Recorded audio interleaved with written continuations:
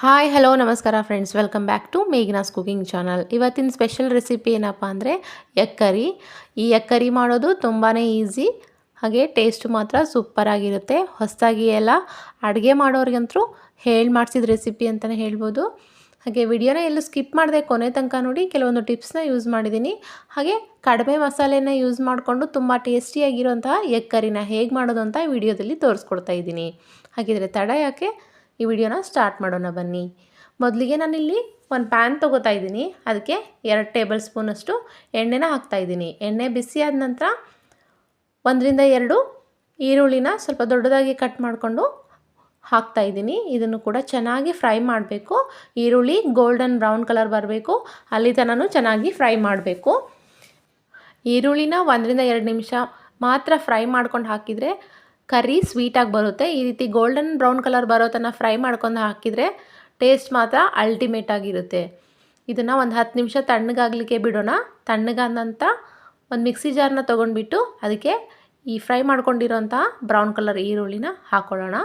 ಹಾಗೆ ಒಂದು 2 ಟೊಮೆಟೊನ ದೊಡ್ಡದಾಗಿ ಹೆಚ್ಕೊಂಡು ಹಾಕ್ತಾಯಿದ್ದೀನಿ. ಅದು ಹಸಿ ಟೊಮೆಟೊನೇ ಹಾಕ್ತಾಯಿದ್ದೀನಿ. ಹಾಗೆ ಸ್ವಲ್ಪ ಕೊತ್ತಂಬರಿ ಸೊಪ್ಪು,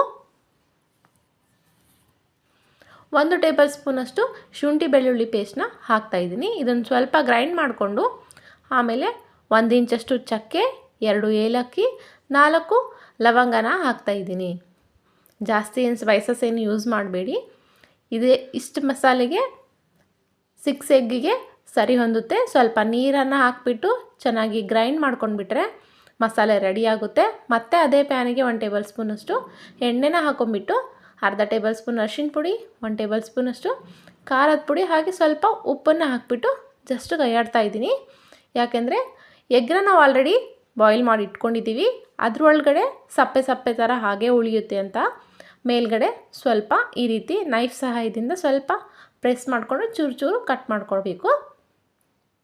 ಹೀಗೆ ಪ್ರೆಸ್ ಮಾಡಿ ಹಾಕಿದರೆ ಉಪ್ಪು, ಖಾರ, ಅರಿಶಿನ ಪುಡಿ ಎಲ್ಲ ಇದ್ರೊಳಗಡೆ ಹೋಗಿ ಟೇಸ್ಟು ಸೂಪರಾಗಿ ಬರುತ್ತೆ ಅಂತ ಹೀಗೆ ಹಾಕೊಂಡ್ಬಿಟ್ಟು ಜಸ್ಟ್ 1-2 ನಿಮಿಷ ಫ್ರೈ ಮಾಡ್ಕೋಬೇಕು. ಈ ಎಗ್ ಕರಿ ಅನ್ನಕ್ಕೆ, ಚಪಾತಿಗೆ, ಪೂರಿಗೆ, ದೋಸೆಗೆ ಒಳ್ಳೆ ಕಾಂಬಿನೇಷನ್ ಆಗಿರುತ್ತೆ. ಹೀಗೆ 1-2 ನಿಮಿಷ ಫ್ರೈ ಮಾಡ್ಕೊಂಡ ನಂತರ ಈ ಎಗ್ನೆಲ್ಲ ಒಂದು ಪ್ಲೇಟಿಗೆ ಸೈಡ್ ಎತ್ತಿಟ್ಕೊಳ್ಳೋಣ. ನಂತರ ಅದೇ ಪ್ಯಾನಿಗೆ 2 ಪಲಾವ್ ಎಲೆನ ಹಾಕ್ತಾಯಿದ್ದೀನಿ. ಇದು ಸ್ವಲ್ಪ ಬೆಂದ ನಂತರ ರುಬ್ಕೊಂಡಿರೋ ಪೇಸ್ಟ್ನು ಹಾಕಿಬಿಟ್ಟು ಚೆನ್ನಾಗಿ ಮಿಕ್ಸ್ ಮಾಡಬೇಕು. ನೋಡಿ, ರುಬ್ಕೊಂಡಿರೋ ಪೇಸ್ಟಲ್ಲಿ ನಾವು ಟೊಮೆಟೊನ ಹಸಿದಾಗೆ ಹಾಕ್ಕೊಂಡಿರೋದ್ರಿಂದ ಚೆನ್ನಾಗಿ ಬೇಯಬೇಕು. ಚೆನ್ನಾಗಿ ಬೆಂದ ನಂತರ ಅದು ಲೈಟಾಗಿ ಎಣ್ಣೆ ಬಿಡೋಕ್ಕೆ ಸ್ಟಾರ್ಟ್ ಆಗುತ್ತೆ. ಅಲ್ಲಿ ತನಕನೂ ಚೆನ್ನಾಗಿ ಬೇಯಿಸ್ಕೊಂಡ್ರೆ ಟೇಸ್ಟ್ ಮಾತ್ರ ಅಲ್ಟಿಮೇಟ್ ಆಗಿರುತ್ತೆ. ಹೀಗೆ ನಾನು ಉಳಿದಿರೋ ಜಾರಿಗೆ ಸ್ವಲ್ಪ ನೀರನ್ನ ಹಾಕಿಬಿಟ್ಟು ಮತ್ತೆ ಇದಕ್ಕೆ ಹಾಕ್ತಾಯಿದ್ದೀನಿ.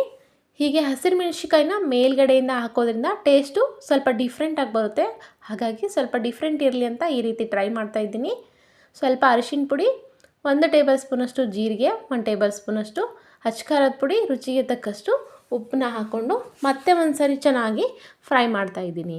ಹಾಗೆ ಮುಂಚೆನೇ ಫ್ರೈ ಮಾಡಿ ಇಟ್ಕೊಂಡಿರೋಂತಹ ಎಗ್ಗನ್ನು ಕೂಡ ಇದಕ್ಕೆ ಹಾಕ್ಕೊಂಡು ಚೆನ್ನಾಗಿ ಮಿಕ್ಸ್ ಮಾಡಬೇಕು. ಖಾರನ ನೋಡಿ ಹಾಕ್ಕೊಳ್ಳಿ. ಮುಂಚೆನೂ ಹಾಕ್ಕೊಂಡಿರ್ತೀವಿ ಫ್ರೈಗೆ ಅಂತ, ಹಾಗಾಗಿ ನೋಡಿ ನಿಮಗೆ ಎಷ್ಟು ಬೇಕೋ ಅಷ್ಟು ಖಾರನ ಯೂಸ್ ಮಾಡ್ಕೊಳ್ಳಿ.